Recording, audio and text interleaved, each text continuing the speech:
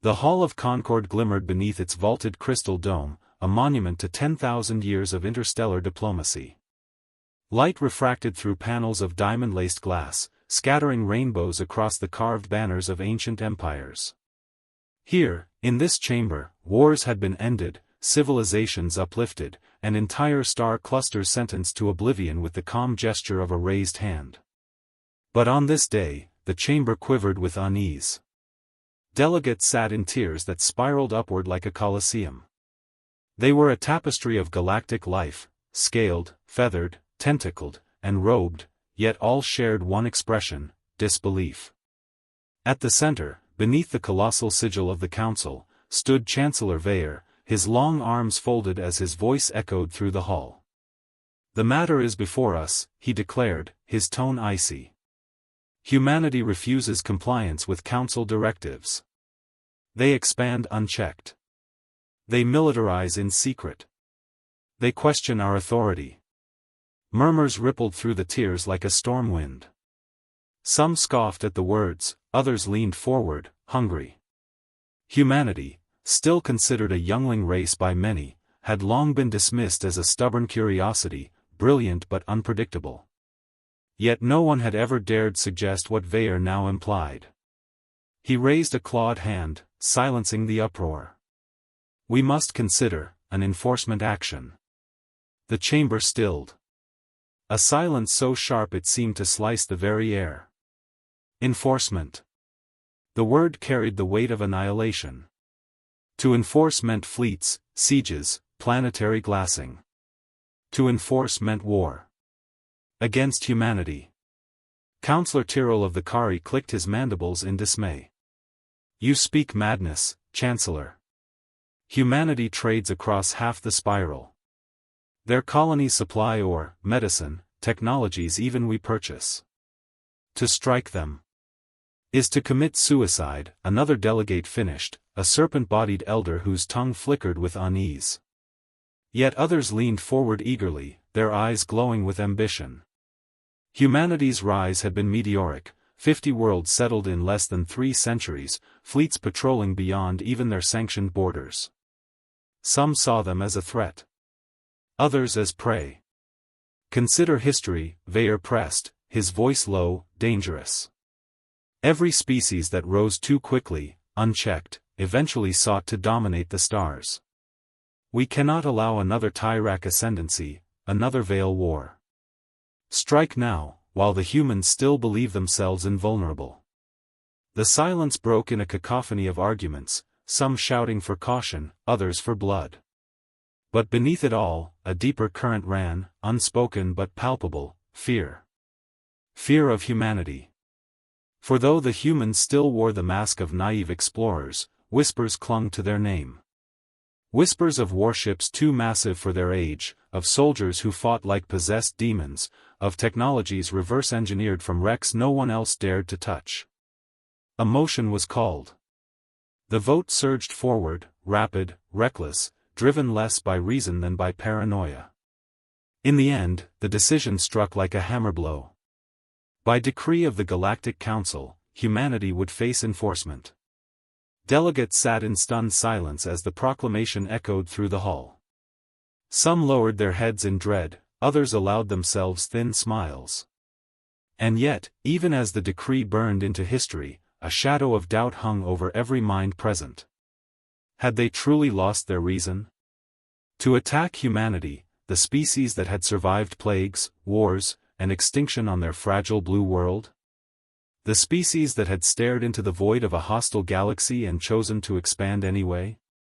Somewhere deep in the Milky Way, on the world called Earth, the news would soon arrive.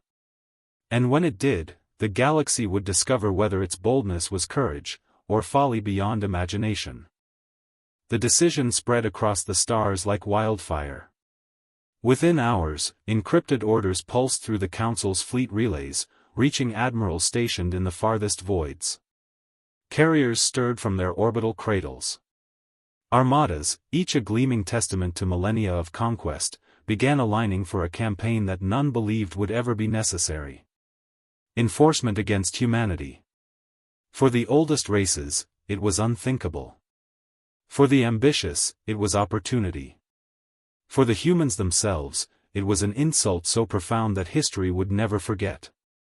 The first strike came not against Earth, but against the colony of Halcyon Prime, a jewel of the Terran frontier, a world of oceans and alabaster spires that glittered beneath its twin suns. For 50 years, Halcyon had thrived as a hub of trade between humans and the outer systems. Now it would be made an example. The fleet that descended upon it carried the banners of the Yard Dominion and the Sorrel combine, two of the Council's most militant powers. 300 ships in perfect formation eclipsed the stars as they broke into Halcyon skies. Governor Elena Merrick was the first to see them, standing in the governor's spire as alarm klaxons roared across the city. She was no soldier, merely a leader, a diplomat, but even she knew the sight before her eyes was death incarnate. "They dare," she whispered, staring at the endless rows of warships. "They actually dare." On the Council's encrypted channels, Admiral Zorak of the Yar issued the ultimatum. His voice, translated across languages, dripped with contempt. "By decree of the Galactic Council, the colony of Halcyon Prime is under enforcement. You will disarm. You will submit to occupation. Failure to comply will result in eradication." The word spread across the planet in moments. Panic erupted. Families fled into shelters carved deep beneath the oceans, while militia scrambled to man defense batteries that seemed pitiful against the armada above. Governor Merrick opened her comms, her voice trembling but resolute. "Halcyon Prime is a Terran colony. We are under the protection of Earth. If you attack us, you invite war with all humanity." Zorak's mandibles clicked in amusement. "So be it." The first salvo struck like a storm of suns. Energy lances carved through defense stations, ripping towers from the sea. Orbital platforms detonated in silence, their wreckage raining into the atmosphere as firestorms. Halcyon's militia fought bravely, hurling missiles and rail slugs into the void, but against 300 Council warships, their resistance was less than nothing. Within hours, the colony was ablaze. Oceans boiled beneath falling wreckage. Cities crumbled as shockwaves split foundations. Above it all, the Armada circled, clinical in its destruction. Yet even as Halcyon burned, a message pulsed through the darkness, compressed, encrypted, unstoppable. A single transmission, bound for Earth. "We are under attack. The Council has declared war." On Earth, the message struck like thunder. The United Terran Assembly gathered in emergency session beneath the steel arches of New Geneva. Leaders of every colony, every fleet, every world dialed in, their faces pale, voices trembling with fury. President Alaric Hayes stood at the center, his hands gripping the podium so tightly his knuckles whitened. The chamber buzzed with disbelief and outrage, until finally Hayes spoke, his voice steady, grim. "The Council has made its choice. They have attacked us without provocation. They believe we will kneel, as countless others before us have knelt." He paused, his eyes sweeping across the chamber. "But they forget what we are. We are human. We do not kneel." A roar of voices surged through the assembly. Some demanded vengeance, others cried for restraint, but all knew the truth: the galaxy had crossed a line from which there was no return. In the silence that followed, Fleet Marshal Reyes, a soldier whose career stretched from the Martian campaigns to the edge of Orion, rose. Her voice was quiet, but it cut sharper than steel. "We always knew this day might come," she said. "The Council feared us because they saw the truth. Humanity does not expand because we seek domination. We expand because we survive. We adapt. We endure. And now," she turned to Hayes. "Now we show them the cost of striking first." Meanwhile, in the ruins of Halcyon, survivors huddled beneath shattered domes as Council troops descended. Armored legions swept through burning streets, their banners raised high. They expected broken colonists, cowed civilians. Instead, they found something else. Human militia, bloodied but unyielding, fought street by street with a ferocity that defied reason. Families armed with nothing but scavenged rifles turned skyscrapers into fortresses. Even as buildings collapsed, resistance cells detonated ambushes, dragging invaders into fire. Council soldiers whispered in disbelief as comrades fell. "They do not surrender," one muttered. "They fight like they cannot die."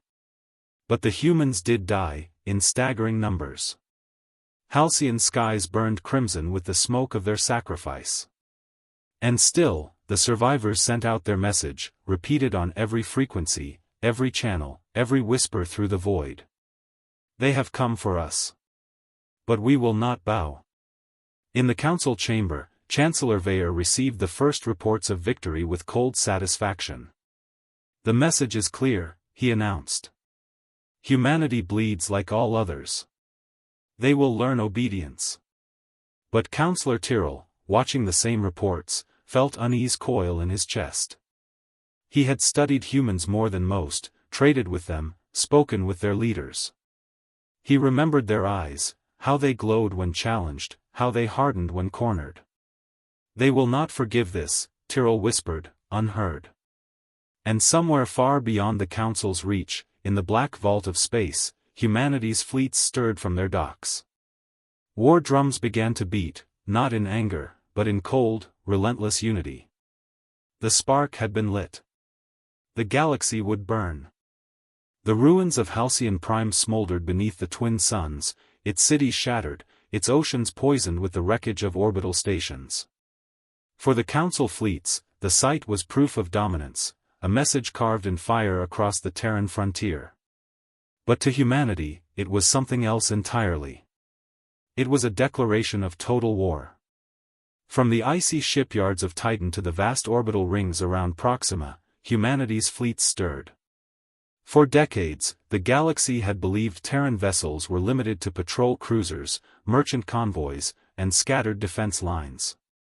The Council saw what they were meant to see, what humanity allowed them to see. What the Council did not know was how much had been hidden. In the void beyond Pluto, beneath veils of sensor shielding, titanic silhouettes emerged. Warships unlike any the galaxy had catalogued glided free of their docks. They bore names etched into human history: Aegis, Nemesis, Black Dawn.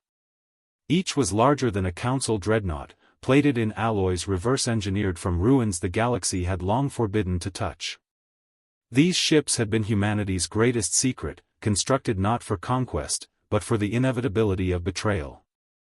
Earth had gambled everything on the assumption that one day, someone would come for them. That gamble had just paid off. Fleet Marshal Reyes stood aboard the Aegis, her hands clasped behind her back as her officers reported. First Armada assembled. 70 warships ready for deployment. Titan Division reporting all systems green. Lunar batteries online. Reyes nodded, her gaze fixed on the holographic display of the Sol system. And Halcyon? Still resisting. Civilian casualties, catastrophic. A silence fell across the bridge. Every officer felt the weight of those words. Halcyon was no longer a battlefield. It was a grave. Reyes broke the silence, her voice steady, cold. Then we honor them. And we make the Council regret the day they believed we would kneel. The Council, meanwhile, celebrated. Reports of Halcyon's pacification filled the Hall of Concord. Chancellor Vayer stood before the assembly, his claws spread in triumph. Humanity has felt our might. Their colonies crumble. Their fleets scatter. The lesson is clear, the Council's will is absolute. A wave of approval rippled through the chamber. Yet not all joined in the celebration. Councillor Tyrrell of the Kari sat motionless, his mandibles twitching in unease. "Have you seen the latest intelligence?" he hissed to his aide. The aide tilted his head. "What intelligence?" Tyrrell's eyes narrowed. "That is the problem. Because for all the reports of Halcyon's destruction, for all the Council's declarations of victory, something was missing. Humanity's response. No formal surrender. No diplomatic outreach. No attempt to plead. Only silence. And Tyrrell, more than any other, knew what silence from humans meant. It was not submission. It was the gathering of a storm. That storm broke at the Battle of Vega. The Council had stationed a fleet of 200 ships to secure the Vega trade routes, expecting only scattered Terran resistance. What they encountered instead was the Aegis Task Force. The first Terran warships emerged from the dark like wraiths, their hulls black against the starlight, absorbing scans and radar alike. Council sensors screamed warnings too late as the human fleet descended in precise, terrifying silence. The flagship Nemesis fired the opening volley. Its spinal cannon, a weapon unseen in galactic war for millennia, cut through a Council dreadnought in a single shot, splitting the vessel into molten halves. The void erupted. Human warships fought not with brute force, but with precision born of desperation and survival. Every missile found its mark. Every rail slug pierced through shields calibrated for weapons centuries older. Terran stealth craft darted through gaps in the Council's formation, detonating reactors from within. And their soldiers, gods, their soldiers, when boarding parties clashed, the humans fought with a ferocity that left even the hardened reeling. Council Marines whispered that the humans seemed to fight beyond death, their eyes burning with vengeance for Halcyon. Within 3 hours, the Council fleet was gone. Vega was silent, save for Terran banners burning bright across the system. The news struck the Council chambers like a thunderbolt. How many? Chancellor Veyer demanded. 200 ships, Chancellor, the aide stammered. Destroyed. Utterly destroyed. Gasps filled the chamber. Delegates turned to one another in horror. In all their centuries, no young race had ever destroyed a Council armada, not once, not even close. Tyrrell rose slowly, his voice low but carrying across the hall. You see now. You see what I warned you. Humanity was never unprepared. They were waiting. Veyer slammed his clawed fist against the dais. They will be crushed. We will bring our full strength to bear. But even as he spoke, new reports poured in. Council supply lines raided. Listening posts silenced. Colonies in revolt, emboldened by the news of Vega. Humanity had not simply struck back, they had lit a spark of rebellion across the spiral. For the first time in 10,000 years, the galaxy trembled. Back on Earth, President Hayes addressed the United Terran Assembly once more. The chamber was dark, save for the holographic display of the Vega system, now under Terran control. We did not choose this war, Hayes began, his voice heavy with grief. But it has come. Halcyon burns because the Council believed us weak. They believed our spirit could be broken. He paused, and when he continued, his voice hardened into steel. They were wrong. They have unleashed not a victim, but a force that has endured plague, famine, and extinction on our homeworld. We will not bow. We will not break. And before this war is ended, the galaxy will know the name humanity.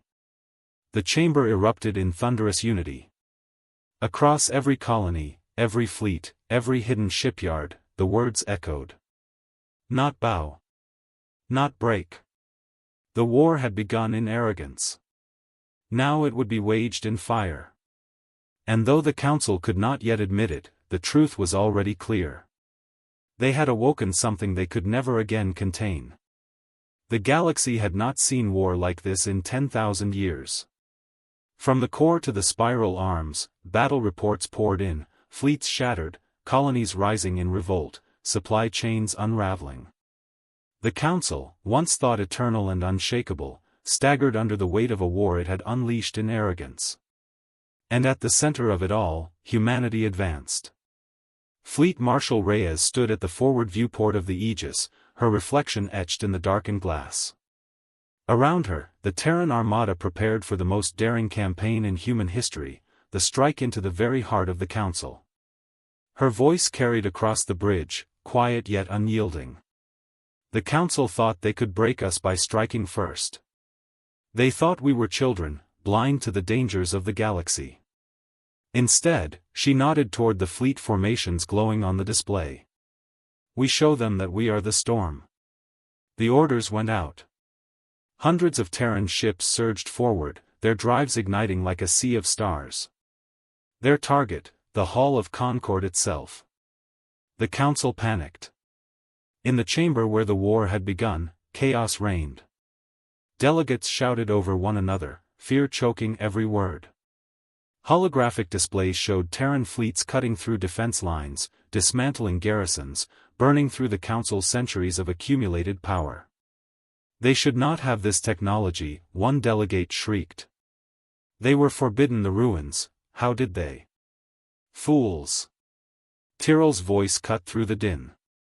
The Kari counselor rose, mandibles flared wide, eyes blazing with bitter vindication. We forbade the ruins to ourselves. The humans did what they always do, they disobeyed. They took what we feared to touch, and they learned. Chancellor Veyer, once so composed, now seethed in desperation. Mobilize every fleet. Every legion. Humanity cannot stand against the combined might of the galaxy. But the words rang hollow. Already reports confirmed the truth, fleets were refusing to obey.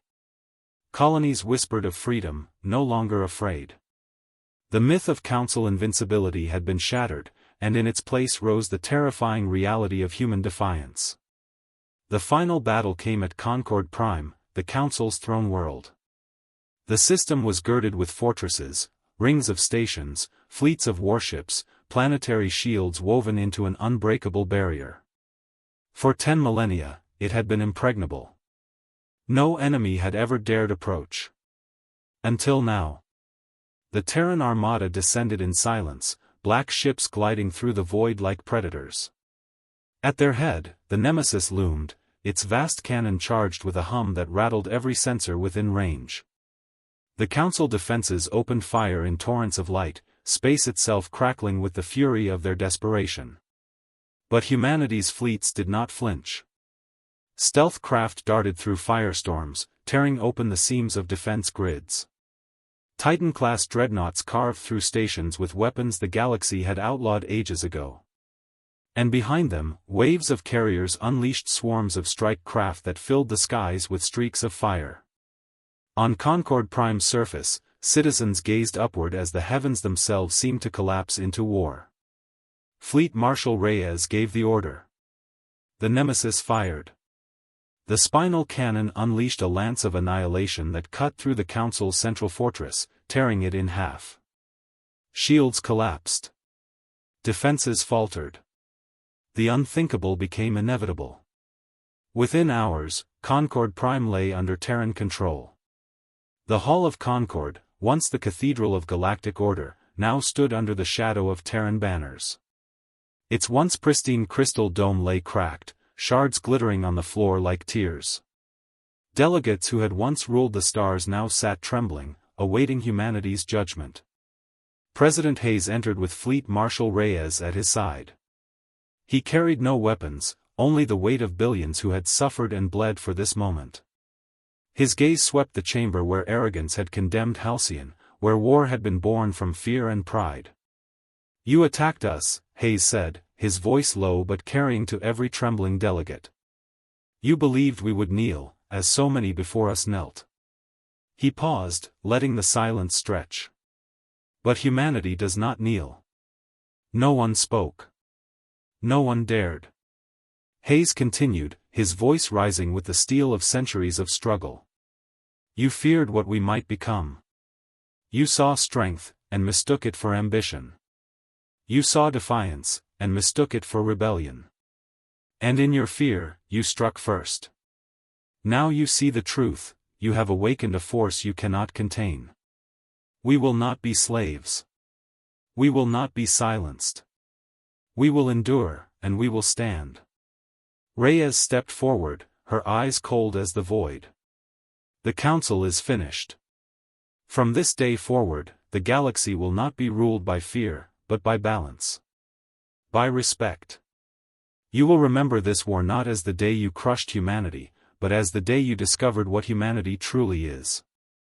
Tyrrell, who alone had warned of this folly, bowed his head in weary acceptance. Others wept. Vayer sat in stunned silence, the weight of his miscalculation crushing him more than any blade. The banners of Earth unfurled above the hall, their blue and white rippling in the artificial breeze. For the first time in galactic history, the council chamber belonged not to the old empires, but to the children of a fragile blue planet that had refused to break. In the years that followed, the galaxy would rebuild. New treaties would form. Old powers would fade. And throughout it all, one truth remained, etched into memory like fire across the stars. The Council had dared to attack humanity.